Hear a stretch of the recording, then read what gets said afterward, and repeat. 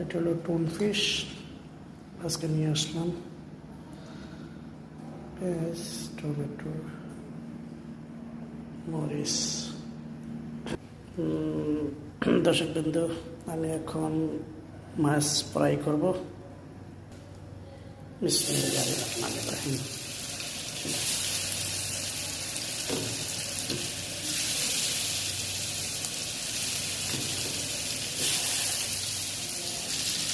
দর্শকবৃন্দ, আমার মাছটি হয়ে গেছে। এখন আমি পেঁয়াজ, टमाटो एगुलो बना करब। ये मैं मच्छी बना रहा हूँ।